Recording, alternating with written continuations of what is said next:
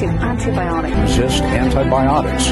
The Antimicrobial resistance. Antimicrobial resistance, or AMR.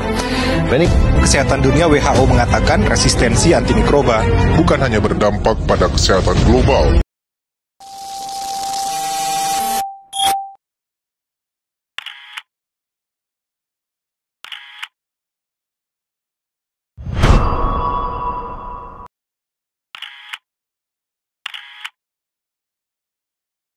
Resistensi mikroorganisme terhadap antibiotik merupakan masalah kesehatan global yang semakin meningkat.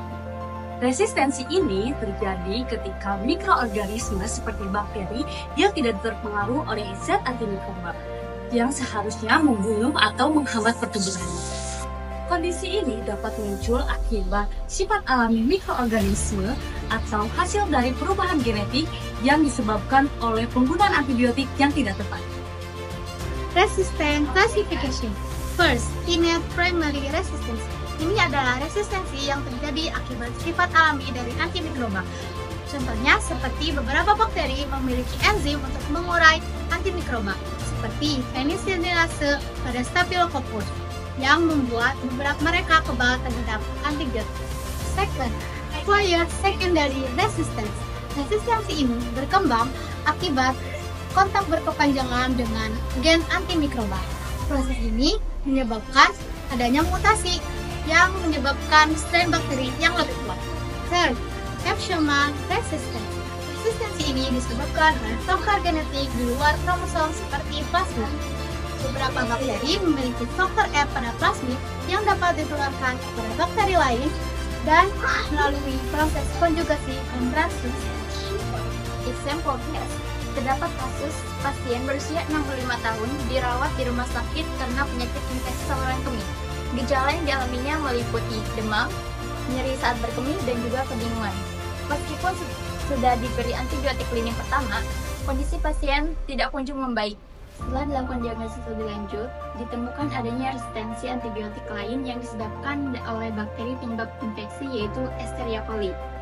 Nah, bakteri tersebut resisten terhadap antibiotik ciprofloxacin dan trimetoprim sulfamethoxazole. Ini adalah dampak yang serius dari resistensi antibiotik, terutama pada pasien yang sudah lanjut usia, karena dapat berisiko tinggi menyebabkan komplikasi. Menurut penelitian Garbi tahun 2019 menunjukkan bahwa pasien yang tidak mendapatkan antibiotik atau adanya penundaan dalam pemberiannya dapat menyebabkan risiko tinggi infeksi sistemik dan kematian dalam 60 hari setelah didiagnosis infeksi saluran kemih. Dalam kasus ini, pasien harus dirawat lebih lama dan juga pemberian antibiotik intravena yang lebih kuat. So, what causes antibiotic resistance? Resistensi dapat disebabkan oleh dua faktor. Yang pertama, faktor genetik. Perubahan faktor genetik yang dapat disebabkan oleh mutasi kromosomal yang menghasilkan suatu strain. Selain itu, plasmid dapat mengandung suatu gen yang mengkode suatu enzim pelindung antibiotik yang dapat ditransfer antar bakteri. Bakteri tuberkulosis yang tidak aktif dalam jaringan dapat bertahan meskipun terpapar antibiotik. Resistance of mechanism. Resistant mechanism dibagi menjadi beberapa kategori. First, enzim production. Beberapa mikroorganisme dapat memproduksi enzim yang merusak antibiotik seperti beta-lactam yang dihasilkan oleh Staphylococcus untuk mengatasi penicillin. Second, change in membrane permeability. Mikroorganisme dapat mengubah permeabilitas membran selnya sehingga antibiotik tidak dapat masuk. Contohnya, Streptococcus memiliki barrier alami terhadap golongan aminoglikosida. Third, modify the target dose. Perubahan pada lokasi target di dalam sel dapat membuat antibiotik menjadi tidak efektif. Misalnya, jika situs kerja eritromisin berubah, maka antibiotik tersebut tidak dapat menjadi tidak efektif. 4. Change in metabolic sequence.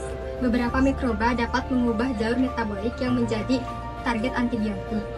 Contohnya, bakteri resisten terhadap sulfonamid dapat menggunakan asam folat dari sumber lain, sehingga penghambatan oleh sulfonamid menjadi tidak efektif. So, what policymaker can do? Pembuat kebijakan memiliki peran sangat penting dalam masalah ini. Di antaranya yaitu first, antibiotic use policy update. Pembuat kebijakan dapat menerapkan regulasi yang lebih ketat mengenai resep antibiotik, serta meningkatkan pelatihan bagi tenaga medis untuk memastikan bahwa penggunaan antibiotik yang tepat. Second, increase access to diagnostic. Investasi dalam teknologi diagnostik sangatlah penting. Dengan ini, pasien bisa mendapatkan perawatan yang tepat dan menghindari penggunaan antibiotik yang tidak perlu. Third, community education. Meluncurkan kampanye edukasi dapat meningkatkan kesadaran tentang risiko penggunaan antibiotik yang tidak tepat. Maka, bagi masyarakat, sangatlah penting untuk mengikuti petunjuk dari dokter dalam penggunaan antibiotik. Fourth, sustainable agricultural policy. Kebijakan pertanian yang berkelanjutan. Regulasi penggunaan antibiotik dalam pertanian dapat mencegah penyebaran resistensi antibiotik dari hewan ke manusia. And the last, encouraging research and development. Pembuat kebijakan harus mendukung penelitian untuk membuat antibiotik baru dan alternatif pengobatan. And the conclusion, antibiotic resistance is very serious threat that requires urgent attention from all parties and including policymakers.